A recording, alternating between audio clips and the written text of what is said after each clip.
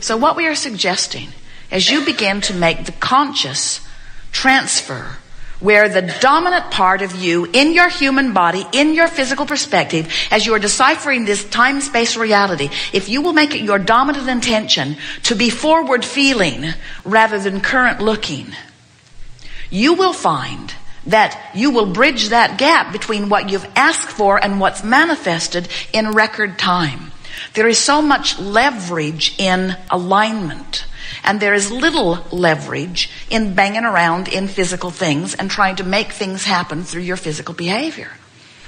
When Esther awakened this morning, she was delighted that she had a whole extra hour. Ooh, the luxury of that. And she said to us, could you arrange one of those every day? How far off the calendar would we get if every day we just took an extra hour and never gave them back? Let's just every day take an extra hour. And we said to Esther, as she playfully laid there and contemplated the sweetness of an extra free hour to have her way with, we said, when you get into the vortex, you get a leverage of time that is far more than that extra hour that you are benefiting now. When you get into the vortex where you are a cooperative component to all of the other cooperative components, when your impulse to place that telephone call comes when the person is sitting there in the mindset to receive it in the way you want them to receive it, that's leverage. When your impulse to pull in your cords and get onto the highway in your big monster bus, when the impulse comes and you follow it and you enter the traffic as it flows rather than as it stalls, you have leverage of time. When you don't hesitate in the moment that would be the right moment and instead you move forward, when you have the gift of alignment, there is a time leverage that cannot be defined in your physical senses, because time is perceptual.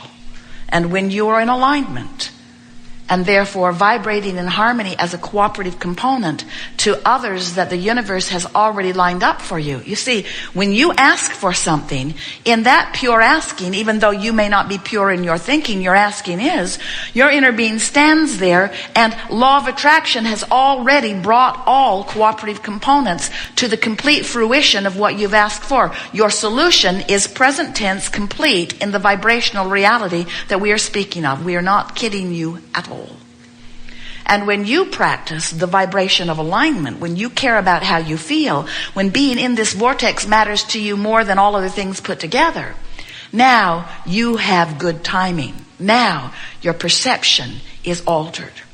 Jerry said yesterday as they were walking back to their suite, after the first hour that we were together with those who joined us here yesterday, I was in a time warp, he said, because the material that was given and the notes that I took and the stars that I made and the interest that I felt and the intentions that erupted within me to go back and listen to it and the amount of information that was received felt like 10 hours of information given in that hour. That's leverage. That's leverage. When you're in the vortex, you hear what we say. When you're not in the vortex, there's not enough time to get you to hear it. Not enough words in the world, not enough examples in the world. The vortex is your key to way more than an extra hour every day. So in the moment that your life has carved out enough experience for you to identify a problem. Now think about this. You've been living a lot of life. Law of attraction's been bringing to you a lot of data and information.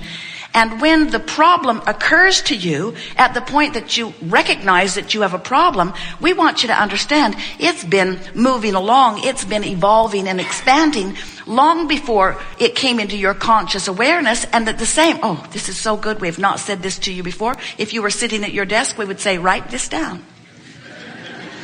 when the problem presents itself to you in a conscious way, by then it has been moving along, it has been expanding and growing for some time. Are you hearing this? And during every bit of the expansion of what you are now much later concluding is the problem, there has been an equal and proportionate solution that is brewing as well in what we are calling the vortex of creation. So when you know what you don't want, the larger part of you knows what you do want. And by the time you are able to pronounce your question or pronounce your problem, we promise you the solution or the answer has already been actualized and is waiting for you vibrationally just to flip that little button and get tuned into the frequency where the answer can be heard by you. You understand how it works? We so want you to get it that when you know what you don't want, the answer to what you do want is already amassed in this vortex of creation. This vortex of creation where law of attraction assembles all cooperative components.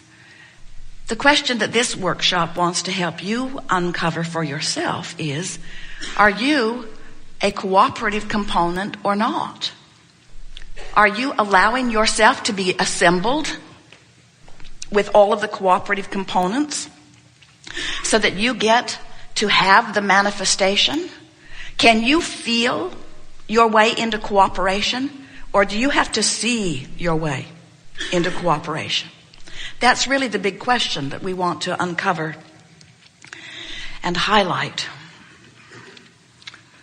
and amplify until you really get it here today. We want you to feel the power of your questions and the power of your situations and issues and problems. But more than that, we want you to take the bounce that awareness of that problem gives you, the bounce. We want you to try to feel your way forward into this vortex of creation where the solution already exists.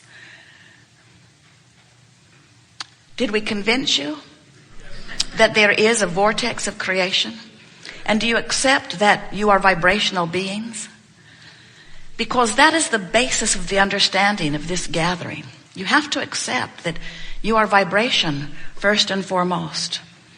You are so good at your physical translation, and this reality that you call real life reality is so vivid, with all that you can see and hear and smell and taste and feel about it. In other words, it's vivid, and we know it's intoxicating. We know it's addictive. We know it's compelling.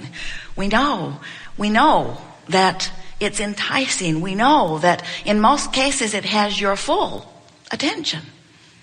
But we want to make a very strong point at the beginning here today that if you're tuned to see so vividly only what you can translate through your physical senses, and if you are unwilling to try to understand what's going on over here in this vortex of creation, we get why reality is more interesting to you than vibrational reality.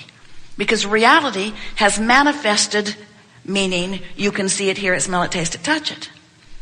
But we want you to understand that you have the ability to see what's going on over here in this vibrational reality. It's just a different lens that you will use to see it at first. And it's the lens of your emotions. You're going to feel your way forward into, hear it, here's the most important thing you will hear us say all day, into this present tense vibrational reality. That's the thing we so want you to hear.